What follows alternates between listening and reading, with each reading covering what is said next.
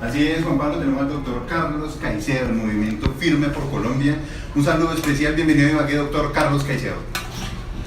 Bueno, cordial saludo a ustedes, a Jorge, a Gerardo, a Juan Pablo y a Golpes de Opinión, y particularmente y especialmente a la audiencia que nos escucha a estas horas. Bueno, para los que no lo conocen, doctor Caicedo, como precandidato presidencial, ¿quién es Carlos Caicedo?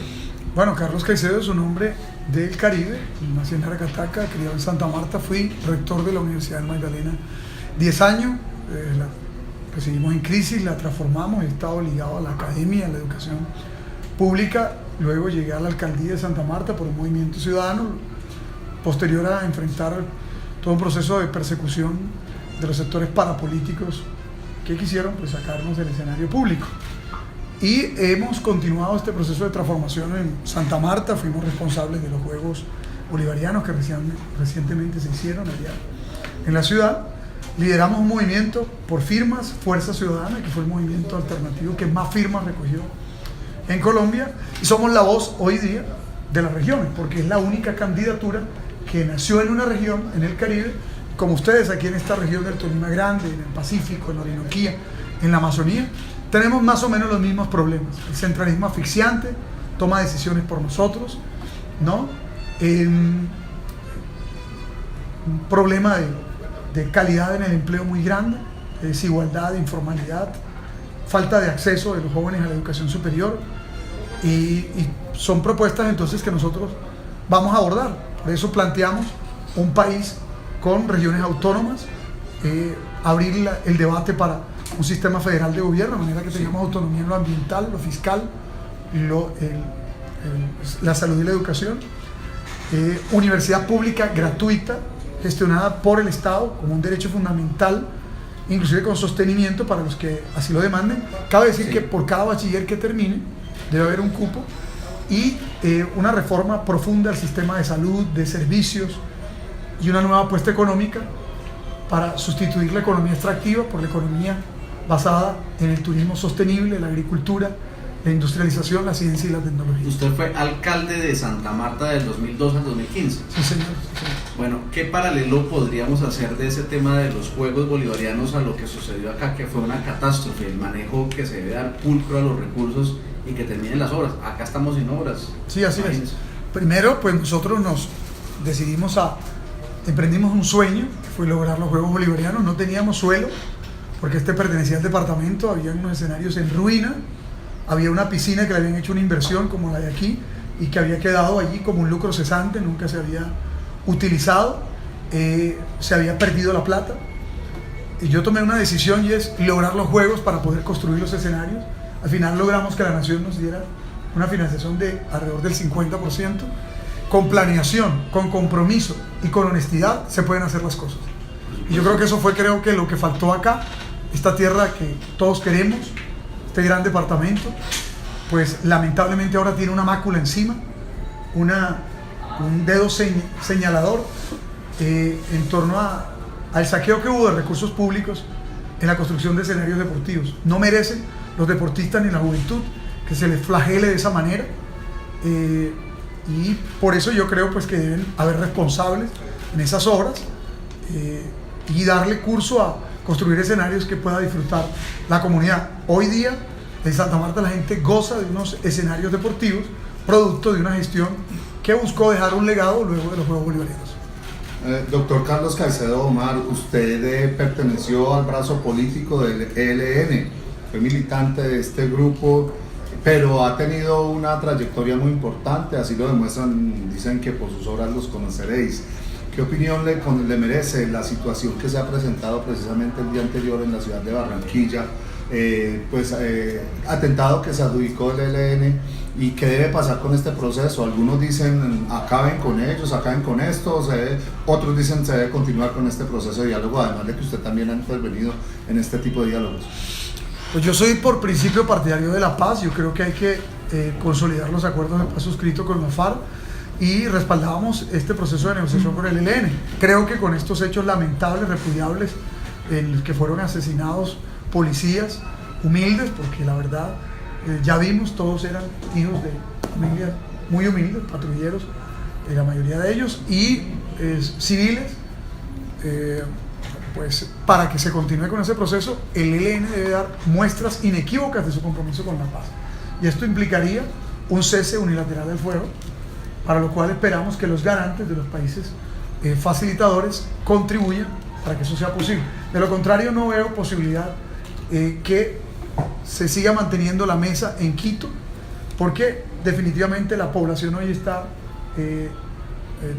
muy inconforme con ese proceso, pero hay que intentar, repito, que a través de muestras de compromiso con la paz, por eso yo exhortaría a que los negociadores pues llamen a los distintos mandos militares de los distintos frentes, me refiero al ELN, para que pongan el asunto en blanco y negro, o quieren una negociación o definitivamente quieren ir a la guerra, pero no se puede jugar a las dos cosas. Si se logra que avancen en una tregua unilateral, que además yo pienso que una muestra de buena voluntad es renunciar también al secuestro, entonces se debería ir luego a un cese al fuego bilateral con el Estado para facilitar la participación de la sociedad civil. Yo creo que con este hecho de guerra lo que hace es enrarecerse el ambiente para las elecciones del 11 de marzo y afectan inclusive procesos de consulta como la nuestra, que ha sido partidaria de la paz, le abre el camino a los pregoneros del conflicto armado y a los que quieren mantener el país anclado en el pasado. Doctor Caicedo, justamente hacia el siguiente tema, es que el país está totalmente polarizado. Hay una oposición totalmente radicalizada del centro derecha con el presidente Juan Manuel Santos y los sectores de izquierda que se han ido consolidando y abriendo poco a poco los espacios de participación, particularmente al grupo desmovilizado de las FARC. ¿Usted cree que el país está preparado hoy para enfrentar un cambio, una transición de esos movimientos que se han desmovilizado hacia el Ejecutivo? Pues yo creo que el país debe prepararse, porque al final de lo que se trata es de convivir y que pues, la gente tenga la posibilidad, en medio de la convivencia, de la tranquilidad y la paz, de tomar la decisión por las mejores opciones políticas, donde el discurso de la guerra no saque del foco de lo que es importante. ¿Qué es lo que es importante en Colombia? Pues generar una economía productiva, generar empleo, salir de la informalidad, reformar el sistema de salud para hacerlo un sistema más amable, más humano, menos corrupto, o superar la corrupción, llevar a los jóvenes a la educación superior y a todos los niños al preescolar, servicios públicos de calidad, garantizar la sostenibilidad de los ecosistemas, reformar al Estado para conjurar la corrupción. Pero claro, si continuamos en el conflicto, en el fratricidio, pues hay sectores políticos que sacan provecho de eso constantemente para polarizar y buscar votos. Yo creo que esta es una oportunidad y ahora la FARC va a poder presentar sus tesis, la gente los va a escuchar sin fusiles al hombro, va a poderlos cuestionar, criticar, respaldar. Yo creo que es ir transitando una sociedad democrática, obviamente con unas heridas abiertas muy fuertes, sí, que algunos se encargan de echarle sal y limón, ¿no? A propósito de heridas abiertas, doctor Carlos Caicedo, entonces lo que concluyo o intuyo, doctor Caicedo, es que usted de los que piensa que este proceso de paz con las FARC, esta negociación que hubo con el grupo de las FARC, fue el mejor acuerdo que se pudo hacer. Yo pienso que sí, porque una cosa es el ideal y otra es lo que realmente se puede lograr en un tipo de negociación como esta. Yo me imagino que la FARC hubiera querido sacar más provecho a la negociación. ¿Más? Seguramente. Pero fíjate que lo que sacaron fue 10 curules, ¿no? La Jurisdicción Especial para la Paz, que ha sido reformada totalmente, el espíritu de la misma en el Congreso, 16 escaños en Cámara que eran para las víctimas, al que le hicieron conejo, garantías para la protección de su vida, y llevan 30 guerrilleros asesinados, y una personería jurídica de un partido que creo que no puede hacer transacciones económicas en este momento. Entonces, tampoco es que la cosa sea muy halagüeña por el sector de ellos.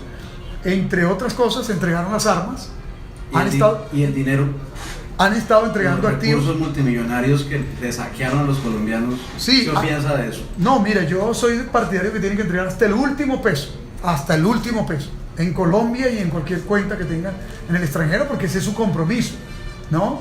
Y predios, activos, inmuebles, todo, por supuesto, para que no haya excusa de aquellos que dicen que la FARC no ha cumplido y entonces pues que hay que incumplirle el acuerdo.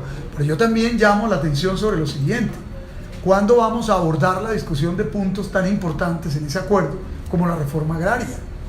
¿Cierto? Porque aquí hay un tema en la mitad muy profundo, y es que la guerra en Colombia empezó por una inequitativa distribución de la tierra, un maltrato a los campesinos. Entonces, ayer fue la FARC, pero puede ser mañana cualquier otro grupo. Es que si vivimos solamente calculando qué no se logró en cada negociación, ¿no? Pensando en el pasado, no le apostamos a la construcción del futuro. El acuerdo sí logró el objetivo de la gran reforma agraria que necesita. No, en lo absoluto. Es que hasta ahora no se ha cumplido absolutamente un ápice. Entonces, ¿cómo va a haber paz si no hay reforma agraria? Bueno, si eso es lo que dicen unos y otros, inclusive la gente de la más izquierda colombiana. Bueno, por eso es que yo creo... ¿Cómo pensar en un proceso de paz donde el campo sigue abandonado y la tierra en manos de terratenientes, o si no en manos de la delincuencia? Y de narcotraficantes. De izquierda y de derecha. Sí, de total. Bueno, hay que cumplir los acuerdos. Es decir, hay que llevar al Congreso de la República las leyes habilitantes de la reforma agraria. Es que no se han llevado, no se ha debatido el asunto. Hay que cumplir. Si llego a la presidencia, ese va a ser mi compromiso. Pero doctor Caicedo, ¿cómo se entiende que si hay un proceso de paz, estos señores del ELN pareciera que hicieran los ataques es para extorsionar al gobierno a mejorar una posición en mesas de diálogo? Es probable. ¿Cómo se entiende esa filosofía de un gobierno que ya está con el sol a cuestas? No se entiende ni se comparte, yo no la comparto. ¿Será que ellos pretenden firmarla con Santos antes que se vaya, antes de elecciones? No creo. Creo que están, como usted bien lo dice, en una posición demostrando una posición de fuerza. Algunos daban por sentado que esta guerrilla estaba desaparecida en cierta... ¿La tienen? Pues bueno, lo que hicieron demuestra que tienen capacidad de hacer daño. Pero hacer el mal es muy fácil. Sí, total. Yo no comparto. Mira, tan he censurado con vehemencia esto, que he sido de los pocos candidatos alternativos que ha dicho que si no hay una tregua unilateral por parte del ELN, no veo ambiente para que continúe la mesa de diálogo de Quito. Y ahí es donde juega los garantes internacionales. Si los garantes internacionales no intervienen y no hay una tregua unilateral, pues dime en qué condiciones puede continuar la mesa en Quito. Es que es más, lo importante es que ahora el COSE, que es el Comando Central del ELN, y los negociadores que ellos destacaron, vayan a reunirse con los comandantes de los frentes urbanos y rurales que tienen y les pregunten, ¿ustedes quieren guerra o paz? Porque si no se puede estar en una mesa de negociación con ambigüedades. Está claro que a estas alturas ya el ELN tendría que tener una decisión de ir a la paz, y más que buscar a través de posiciones de fuerza como estas absolutamente reprochables y censurables, tendrían que reclamar la implementación de la participación de la sociedad civil para que abordara la agenda de discusión, porque esa agenda ni siquiera se ha metido hoy. Perfecto. 6:33 minutos con 48 segundos, 49 segundos. Vamos a una pausa en Golpes de Opinión Elecciones con el precandidato presidencial, doctor Carlos Caicedo, de visita hoy en nuestro departamento, en nuestra capital musical, Ibagué. Ya volveremos. Estamos hablando del tema de la consulta próxima que va a enfrentar usted a Gustavo Petro. El coco del castrochavismo ha pintado muchos sectores de ultraderecha en Colombia, y cuando hablan de castrochavismo, lo que más asemejan es a Gustavo Petro. ¿A usted no le da, dentro de su campaña, como ese temor de que lo lleguen a encasillar en ese coco castrochavista que tanto han vendido los sectores de ultraderecha en el país? Sí, evidentemente ese es un caballito de batalla que ellos tienen, pero en mi caso me pueden juzgar por cómo transformé la Universidad del Magdalena y cómo transformé Santa Marta. Lo hicimos ligados, porque de ahí procedemos, al pueblo de mi región, pero tuvimos una relación de respeto y de trato cordial con las autoridades nacionales y aún con los empresarios a nivel local. De manera que en mi caso no podrán decir que no nos pudimos relacionar con el gobierno nacional. A mí me tocó inclusive, para construir las 4.000 viviendas, relacionarme con el que era ministro de Vivienda de ese entonces, que no era una persona fácil, ¿sí? O no es, y sin embargo pudimos sacar un proyecto adelante con el presidente Santos para los temas de la Policía Metropolitana a través del ministro Pinzón, con el presidente Santos a través de su ministro de Transporte y de la Aeronáutica Civil para sacar adelante el nuevo aeropuerto, y con su director de Coldeportes para sacar adelante los Juegos Bolivarianos, con los empresarios de la ciudad, inclusive para articularlos a cómo entregaban suelo para los Juegos. Nosotros entregamos altura para que construyeran y paguen sus impuestos. Hicimos un avalúo catastral que no fue traumático. Por supuesto, la gente a veces se queja del pago que le toca cuando no se ha actualizado, pero como sabían que estos recursos se invertían con transparencia, pues la gente fue pagando sus impuestos. Nosotros pusimos en cinturas las concesiones, ¿verdad? Terminamos las que eran focos de corrupción como INASA, que manejaba el agua y los impuestos, INASA los españoles, pero con otras privadas que lo hicieron bien y se sometieron a los planes de mejoramiento, trabajamos y lo hicimos bien. ¿Esos de INASA no son los socios acá del complementario? Los mismos, y fueron unos involucrados por allá en la dirección del acueducto de Barranquilla, ¿verdad? Barranquilla y Santa Marta, realmente es una empresa bastante corrupta. Nosotros la denunciamos en Madrid, le dimos la batalla hasta en la Corte Constitucional y en los tribunales en Magdalena, y nos movilizamos contra ellos. Mire, quiere decir Aguas esto. de Barcelona es más o menos. Es otra empresa distinta, pero porque Aguas de Barcelona, por supuesto, es de Barcelona, y INASA pertenece a Canal Isabel II de Madrid. ¿Qué papel juega Findeter en todo ese entramado de la corrupción en Colombia? Mire, yo creo que mucho, porque el antiguo director de Findeter fue además gerente de Metroagua y estaba ligado con INASA. Yo creo que la pregunta es pertinente. Bueno, tan pertinente es que te quiero decir que Jorge, Gerardo, Juan Pablo, que los denuncié penalmente a varios de estos gerentes, entre esos al exdirector de Findeter, el doctor Arboleda, ¿no? Porque sí me parece que trasladaban recursos del orden nacional en una serie de convenios que hacían, que no pasaban por licitación pública, sino a través de la empresa de agua, y la gente no sabía en qué se iba la plata. Después, bien carones, querían que les devolviéramos 60.000 millones de unas supuestas inversiones que nunca demostraron, y hasta el sol de hoy ni siquiera las han documentado. Estuvieron involucrados en papeles de Panamá. Es que la corrupción se combate no solo con palabras, sino con actuaciones concretas, que eso fue lo que yo hice. Entonces porque ustedes quisieron empapelarlo también, un problema de eso. Hombre, mira, en todo orden, yo estuve privado de la libertad 5 años por enfrentar a los parapolíticos que quisieron meterle la mano a la Universidad Magdalena después que las tomamos en crisis moribunda y la transformamos. Me montaron un proceso por el supuesto pago de lo no debido en cesantías a los docentes sindicalizados en ASPO. Al final fui absuelto en un tribunal de Bogotá, me condenaron 8 años y pagué 5 años de detención. Usted renunció, debió renunciar. ¿Usted renunció también en una ocasión?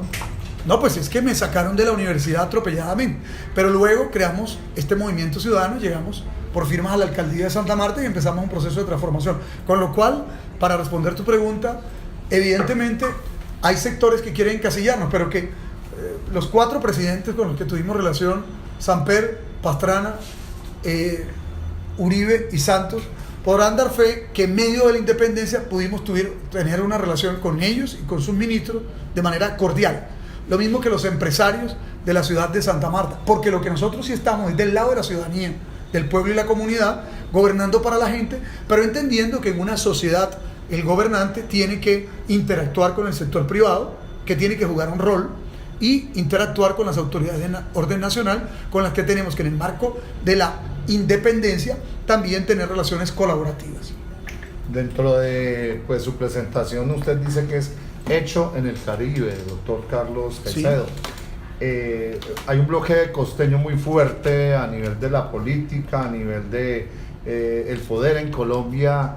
¿Y cómo le garantiza usted a los colombianos que llegar a ser su presidente no va a gobernar precisamente para la costa, sino para todo el país? Creo que esa alusión tiene que ver con un mensaje que es muy potente, y es que yo, como tú, soy de una región. Es que este país lo vienen gobernando es la élite centralista por décadas y décadas y décadas. Dime cuál fue el último presidente tolimense, ¿no? Elegido, no designado, no como Darío Chandía, sino elegido. Mira, el último presidente costeño fue hace 120 años más o menos. El último candidato costeño fue hace 45 años.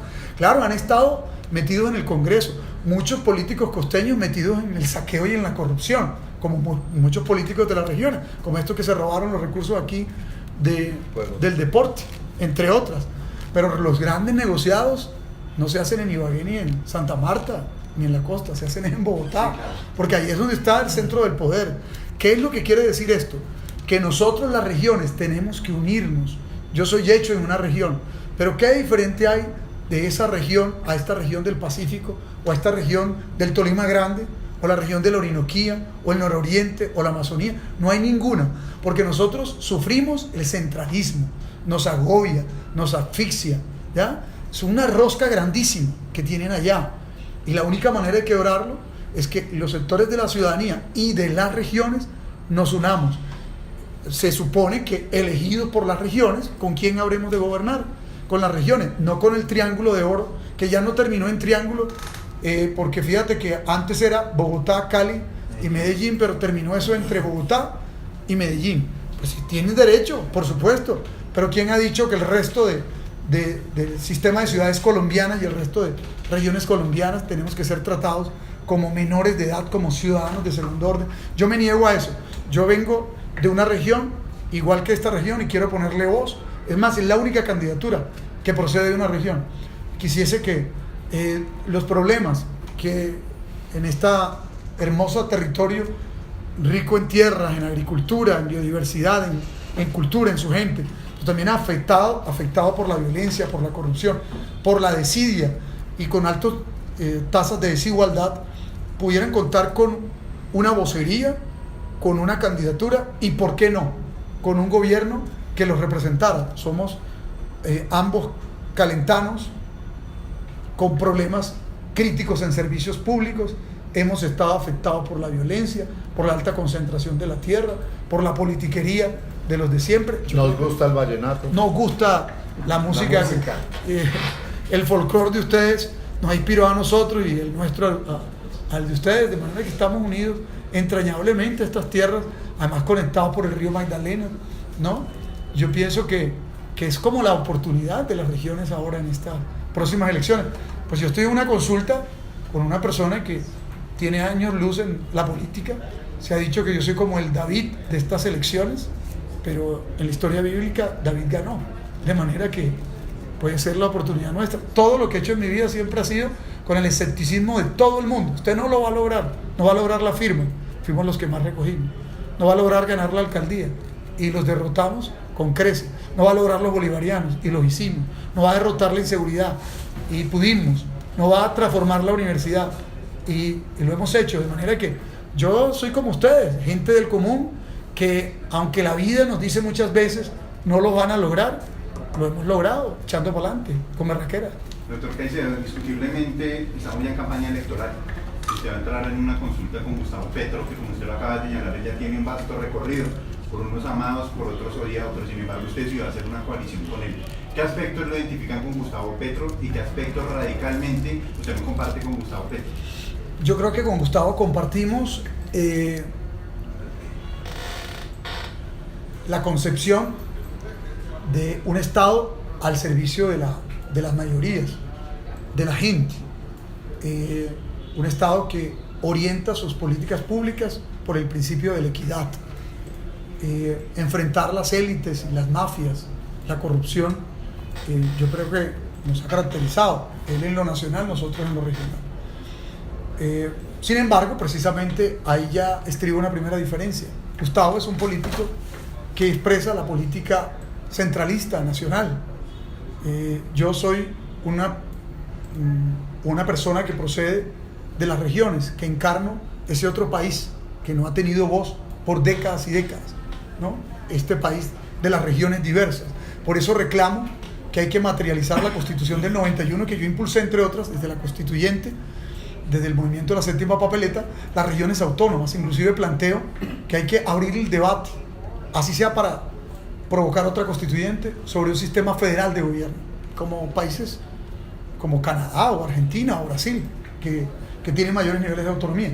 Creo que hay otra diferencia importante, es que además de planear, en nuestro caso, nos hemos concentrado en ejecutar y en producir resultados aún en medio de las adversidades, porque siempre va a intentar la élite atajarte, impedir que hagas las cosas para que no muestres nada, pero en nuestro caso, pues nos quitamos de encima una y mil veces sus fardos y sus palos en la rueda y pudimos ejecutar grandes proyectos y saneamos las finanzas, mejoramos la seguridad, hicimos la inversión social más ambiciosa en décadas, logramos los bolivarianos y fíjate que gobernamos con independencia. En tercer lugar, entendemos que lo que decía ahora, hay que poner en cintura el sector privado que presta servicios públicos con planes de mejoramiento, pero si lo hacen bien, trabajamos con ellos. Si no, pues obviamente terminaremos esas concesiones. No se vuelve para nosotros. ¿Usted cree, doctor Caicedo, que usted es menos radical que Petro? Y en el tema de contratación, Petro, entiendo, favoreció mucho, según la Contraloría Distrital, la contratación directa. 96% de los contratos de Gustavo Petro fueron directos. ¿Eso es similar o distinto a lo que usted hizo en la alcaldía de Santa Marta? Bueno, nosotros, obviamente que había contratación directa, pero también buena parte de la contratación la licitamos y ahí están las obras, que es lo importante. Hombre, mira, yo represento realmente a un movimiento ciudadano. Es decir, estas corrientes ciudadanas están surgiendo hoy por todo lado, desencantados de los partidos, desencantados de la política. Realmente esto es un movimiento menos caudillesco, ¿sí? Es un movimiento que está promoviendo también nuevos liderazgos. Aquí vengo a Tolima a promover nuevos liderazgos y eso es lo que estoy haciendo por toda Colombia. Es más, ¿cuál es su cámara? Santa Marta. ¿Pero usted tiene listas al Senado o Cámara? Hay varios candidatos al Senado y a la Cámara que se están acercando a apoyarnos. Hoy vine a reunirlos, a conversar y a conocerlos y espero volver a una concentración próxima para poder obviamente, dar a conocer no solamente nuestro respaldo, sino recibir el de ellos. Pero yo sí le digo que nuestra apuesta es por un país donde la propiedad privada cumpla una función social. El que tenga el capital invierta, pague sus impuestos y va a tener acompañamiento e incentivos del Estado. Y por el otro lado, concentrados en redistribuir para que se pueda superar la desigualdad. Creo en que este país se debe reconciliar. Yo veo un país que apuesta con esperanza al futuro, que se fractura menos, que se polariza menos, porque yo honestamente inclusive le voy a decir algo: si llego a ser presidente de la República, evidentemente los sectores que ya gobernaron, que insisten en que la salida, por ejemplo, es la guerra o el conflicto, van a tener mucho peso. Polarizar el país es lo que menos conviene. Es que hay que buscar un encuentro político sobre lo fundamental para desarrollar Colombia en materia económica, en materia social, en materia ambiental, en materia institucional. Yo represento también una política joven, más fresca, ¿no?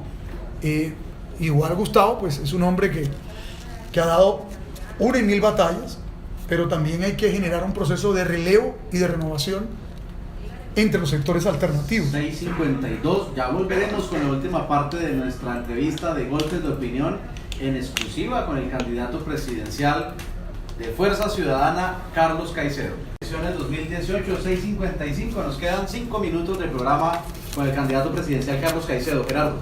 Doctor Carlos Caicedo, si usted llega a ser presidente de los colombianos, ¿convocaría la reforma, una constituyente para lo que se está exponiendo en todos los niveles, sobre todo, o en la parte de la justicia?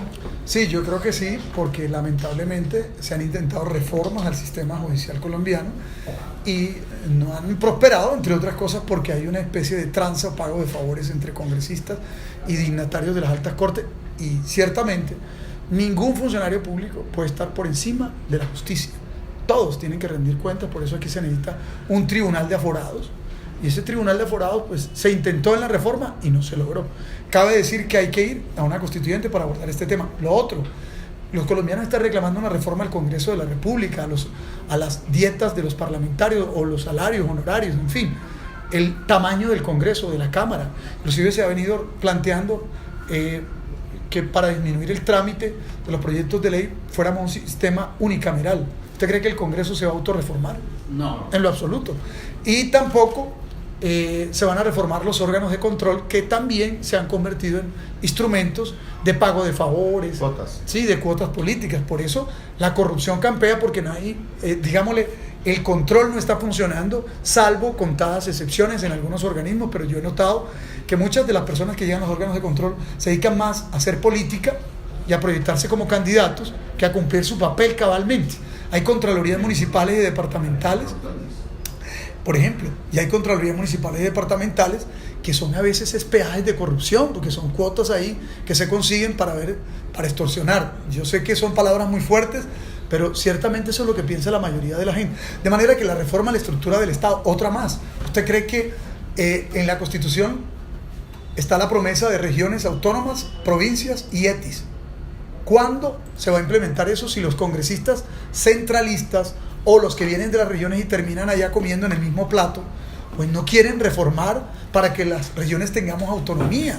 Entonces, y yo inclusive planteo una discusión en torno a un sistema federal de gobierno. Hay otros temas que son críticos, como por ejemplo la educación superior pública, para elevarla como derecho fundamental, o el tema de un principio de tributación progresiva para el que más tiene llegue y pague más. ¿Cuándo esto va a pasar en el Congreso?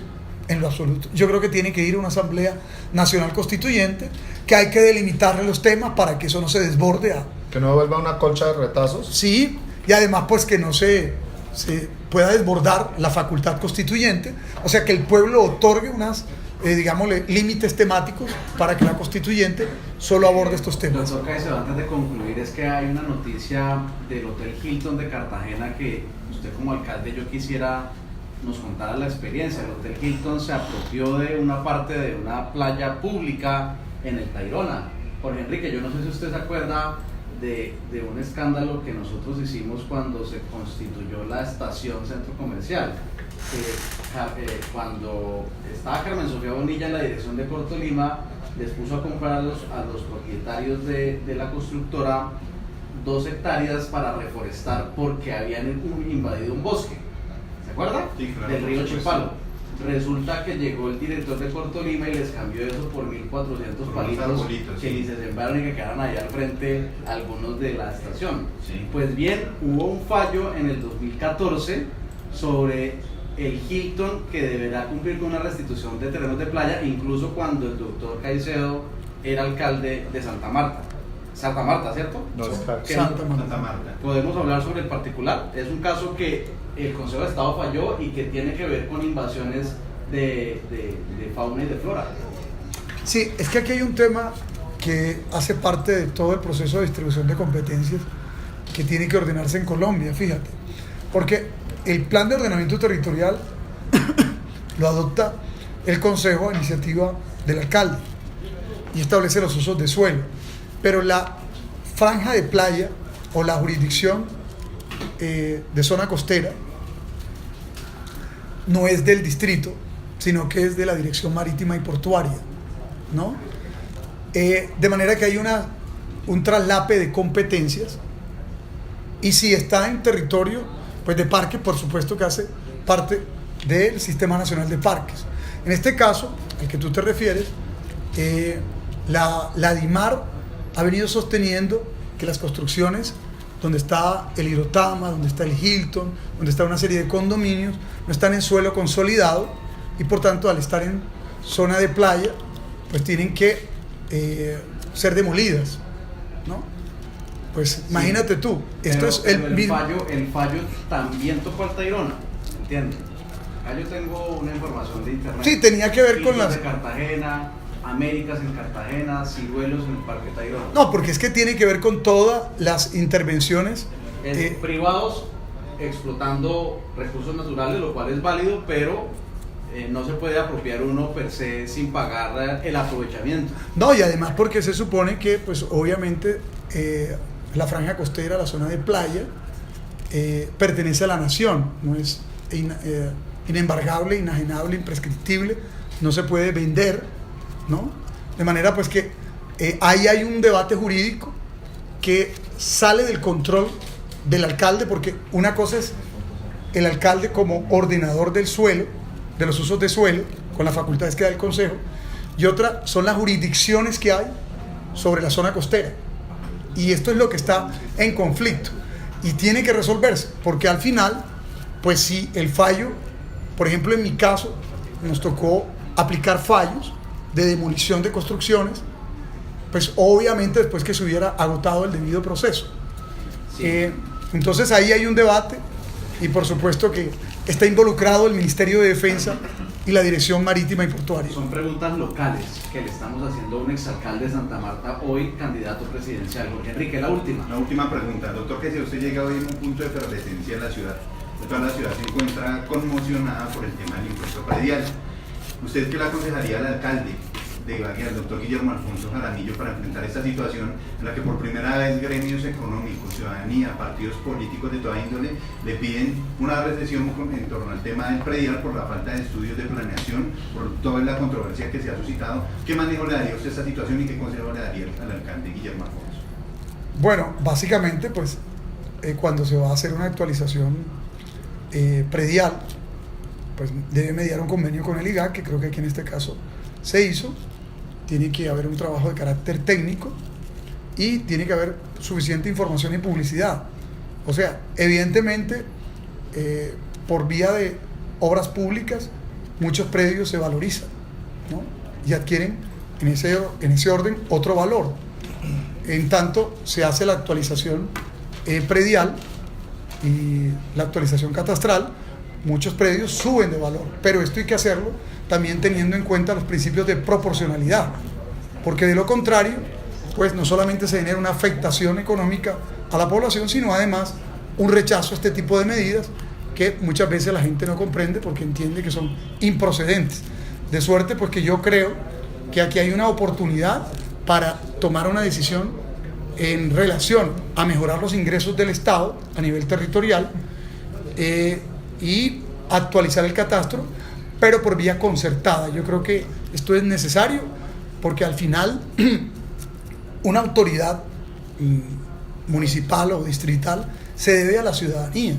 La ciudadanía es la que va a pagar el impuesto y se trata de que cuando se paguen los impuestos la gente esté muy consciente de que tiene unas obligaciones o determinantes legales, y en segundo lugar que haya suficiente publicidad, inclusive plazos de gracia para poder adoptarlo sin que se genere un choque tan fuerte como entiendo se ha generado con los incrementos en algunos casos del 500% aquí. Aquí la socializaron, la adoptaron 3 días antes de Navidad. Como usted dijo al inicio, por eso no se hace a escondidas y además otra cosa. Fue con los recibos. Los ibaguereños somos buenos pagas. No se explicó cuándo era legal, cuándo era, mejor dicho, mañana viene el secretario de Hacienda de Ping-Pong Político para que hagamos mucho cariño a Juan Vicente, este gran debate. Y hay que habilitar, por ejemplo, una mesa para recibir las quejas, hay que facultar la veeduría. O sea, yo pienso que aquí hay una oportunidad, si verdaderamente estamos ante un gobierno democrático, de abrirse a escuchar a la comunidad y a todos los actores. No se trata de negarse a la actualización catastral para pagar obras. Esa es una responsabilidad de toda la ciudadanía. Con progresividad y con justicia. Pero hay una cosa. Porque no se trata que por clavar a unos ricos que no pagan lo que es, se clave al resto del pueblo que no tiene empleo, que no tiene nivel social, que no tiene... Bueno, yo te voy a contar que nosotros en nuestro caso lo que hicimos fue exactamente buscar que los de mayor, digamos, capacidad económica pagaran, buscando la mayor cantidad de exenciones para los más pobres. Una ciudad donde se van mal las empresas que llegan, una ciudad con desempleo, una ciudad donde depende el Estado, debe ser algo muy similar. Hay que aplicar el principio de progresividad. Pero sin margen. No, es que somos una ciudad iguales, en las mismas condiciones. Y es que si vamos a una historia reciente en Ibagué, este escándalo se suscitó hace unos 12 años. Sí, no pero yo quiero aclarar que por ninguna razón en Ecos del Conveima queremos negarnos ni queremos propender porque no se haga actualizaciones catastrales. Pero ¿sabes qué? Hay un elemento todos. que también, eso es lo que yo he estado reclamando. Definitivamente tenemos que tener nuestras oficinas de avalúo y actualización catastral en los municipios, porque si los tuviéramos, porque eso es una facultad del sistema centralista colombiano. Entonces se tienen que hacer convenios con el IGAC y no hay, por lo general, actualización cada 5 años. Sí, es decir, automática. ¿No? Sí. Porque además son costosísimas las actualizaciones. Porque acabo de pagar Claro, porque si tuviéramos una actualización, digámosle, recurrente, y que fuera progresiva, automática, en fin, Sí, sí. pues no tendríamos, Eso es lo que dice el secretario. no tendríamos estas quejas. Llevamos 9 años sin actualización y entonces se dio un golpe muy duro. Doctor Carlos Caicedo, candidato presidencial, muchas gracias por estar con nosotros en Golpes de Opinión de Cruz del Convenio. Usted es muy amable. Muchas gracias a todos ustedes y